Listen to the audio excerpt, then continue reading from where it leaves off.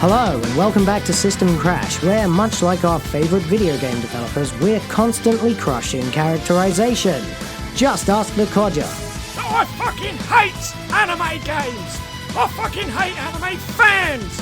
And I fucking hate you too! Oh, don't listen to him, he hates everything.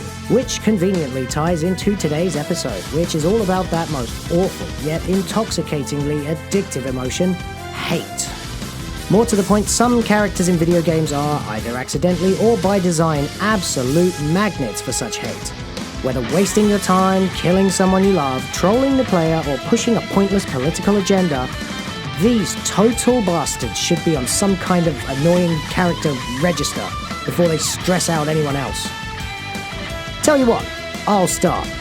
I'm Swinehouse, and here are System Crash's top 10 most hated characters in video games. Spoilers ahead, let the Inquisition begin. Number 10. Kaipur Gaibora. Well, let's kick this off relatively gently with a well-meaning but ultimately patronizing time waster. This is Kaipur Gaibora, pronunciation, from the Zelda series. He's a wise old talking owl. In fact, the only one of these idiots in the world. All he wants to do is help you on your quest, but first he totally interrupts whatever you're doing and with no warning at all, pretentiously prattles on about whatever you should be doing, ideally trying to teach you some game mechanic or remind you of where you're supposed to be going. But here's the problem. He takes forever! And then he always asks if you understood, with the default option being no. And when you select that, perhaps trying to button mash skip your way through his world-class word wanking, he starts over again! Just piss off, Kaipura. I've got a bow and arrow with your stupid name on it. Special mention, Maycen.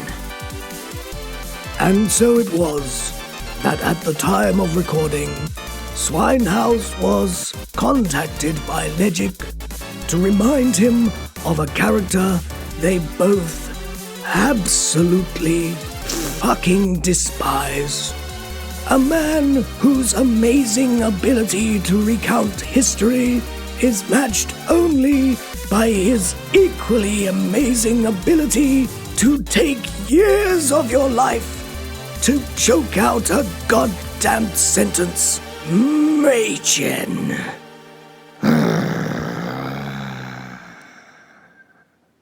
Number 9. Baby Mario. When Super Mario World came out for the Super Nintendo in 1990, gamers loved Yoshi. He could eat enemies, sprout wings and fly, and in a pinch, you could sacrifice him to make a difficult jump. You know you did it too. He was a hit, and the sequel told the story of how he first encountered Mario as a baby, carrying him across the Yoshi's Island and ensuring that they rescued baby Luigi. But woe betide anybody who gets hit and lets baby Mario fall off, for he will float magically away in a bubble until you retrieve him, or the Koopas get him. You really, really don't want to do this though, because... that sound! Jesus! There's enough to make you swear off having kids for life. Give that little bastard a bottle. Even a bottle of whiskey if you have to. Just make it stop! Number 8. Raiden. At E3 2000, the trailer launched for Metal Gear Solid 2 and blew people's minds.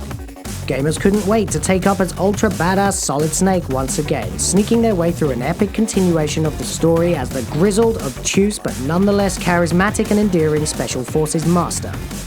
But after they finished playing it, wait, what? Who's this androgynous looking dude? Why am I playing as him now? Why is he spending so much time bickering about relationship drama with his girlfriend on the codec? Creator Hideo Kojima had pulled a fast one, only showing gamers the Snake footage in the trailer. And while Raiden's perspective only made Snake look even more badass, this wasn't what we signed up for. Even though the character became a badass cyborg ninja in Metal Gear Solid 4, gamers never quite got over it. Number 7. Hope. Speaking of crybabies, here comes a character whose only defining quality is that he's a whiny little bitch. Even though his mother dies tragically at the start of the game, The writing for this character is so basic that he appears as just an empty vector of early noughties teenage angst and emo rage, even though he is justified in having a negative bias against the man who led her to her death, the equally awful Snow. The fact that he ends up thinking Snow is a nice guy by the end is ridiculous too, not because he was wrong about him, he was, but because Snow is just barely a less contrived and ridiculous character than him. These milquetoast pricks have no place in a Final Fantasy game. And don't even get me started on lightning. Number 6. Sephiroth. Now a character with some real class, but still demonstrably a complete bastard. The only reason this asshole isn't higher on the list is because he's exceptionally cool and has hordes of fans, many of whom just think he's hot, which I guess objectively he is. But still, this piece of shit was responsible for A, killing Aeris, who was the great indispensable healer of the party and the hope of the human race, plus B, summoning a giant meteor that not only threatened the entire planet with destruction, but caused earth-shattering giant monsters to terrorize the population, and C, he actually used these things to become a god. Did this many people fap over Hitler too? Number 5. Xiao Khan. Okay, so no trickery or emotional turmoil here, just some old school smashing your head against a brick wall unfairness. This guy is the overlord of Outworld, the dimension that never seems to quite give up on trying to invade Earthrealm. The heroes and villains come together, engage in mostly fair fights, and, well, rip each other's spines out, etc. But the final boss, Xiao Khan, despite looking like a piece of sick Iron Maiden cover art, is here to fuck up your day, throwing endless, spacey hammer things, countering every single attack, and laughing at you all the way to the game over screen. Damn you, Xiao Khan! You forced me to play cheap. Fuck him in the ass! Fuck him in the ass! Number 4. Duck Hunt Dog. You should already know about this one, as this little bitch or pooch or whatever is almost as old as modern gaming itself. Here's your boy, your good little pupper, sent in to flush out the ducks in Duck Hunt so that you can, well, hunt them. Of course, if your aim is off, or perhaps your Nerd's zapper is broken or uncalibrated, and you happen to miss all the ducks, then your not-so-faithful Poochie Woochie will reveal his true colors and laugh right in your face like this. Grrr. How many people have pictured themselves turning the zapper on him and wiping that smug little asshole's grin off his face forever, huh? Or calling the vet? Yeah! You won't be laughing so much when your testicles are being tossed in the trash, will you, you traitorous scum? Number 3. Frank Tenpenny. So far, they've all been evil, but not in very relatable worlds. So from here on out, it's only the most believable of ruthless, unforgivable shits. Let's start with Samuel L. Jackson's Frank motherfucking Tenpenny. This guy is the walking, talking epitome of police corruption. As an officer of the LSPD's gang-related crimes division, he is guilty of extortion, racketeering, sexual assault, and murder, and he manipulates the gangs into working for him, even installing the traitor Big Smoke as the leader of the Grove Street families, as well as flooding the city with drugs while threatening to frame protagonist CJ for his partner's murder and using CJ's brother's incarceration to keep him in line. Basically, he's the king of the worst gang, and that gang is the police. Honestly though, I don't think I've done it justice. Just go play the game. Number 2. Edgar Ross.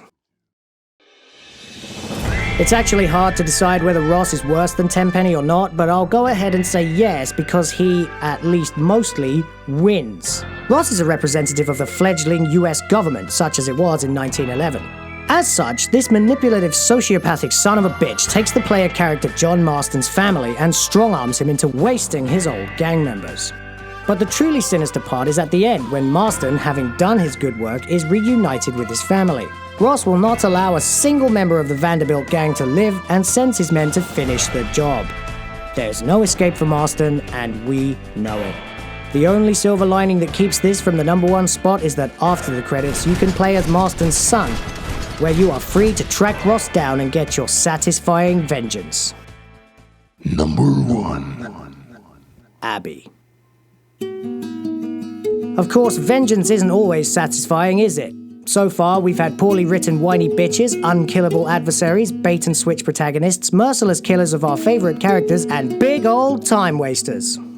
Well, strap yourselves on, ladies and gentlemen, because this one is all of the above. Fresh from the odious, narcissistic mind of Naughty Dog's male feminist Neil Druckmann comes a character so unlikable that she retroactively devalues one of the best stories in gaming history. We remember The Last of Us Part 1, a story of Joel, a broken, bitter man who loses his daughter. After a 20-year apocalypse, he has to trek across America with a great young girl, Ellie, who may be the cure and with whom he ultimately forms a fatherly bond strong enough that he goes rogue, wastes all their allies and saves her from the operating table before lying to her about the whole thing. It was a powerful moment that made us feel the connection to his journey and question what we do ourselves. Not that any of that matters anymore, because he gets unceremoniously clubbed to death by this hulking great rock of a woman. Wait, she's a woman? Are you sure? What, did they find a warehouse full of human growth hormone? Anyway, while she has a fairly understandable reason for wanting to kill Joel, the method through which he is humiliated, tortured, and finally killed infuriates everyone who plays this insult to the player. But that's not all. Then you have to play as her, in what can only be described as a complete waste of 10 hours of your life that ultimately result in you only hating her more, not sympathizing with her.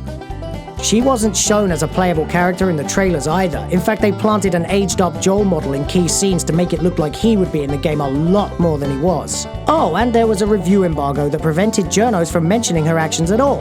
And yet they still gave it 10s across the board and copyright struck YouTubers for discussing the leaks. So that's check, check, check, and check. But what about being able to kill her at the end? Nope. When Ellie finally has the chance for her final revenge, she lets her fucking go. What the fuck? Kill this bitch and her obvious insertion into a perfectly good plot as a totally unbelievable feminist icon. Welcome to the pantheon of assassinated characters, Joel. And Abby, you can rot in hell, remembered forever as one of the worst characters in history. Well, that's our list. Hope you liked it, but if you didn't, please feel free to insult and label me in the comments. For more verbose vengeance videos, keep an eye on System Crash.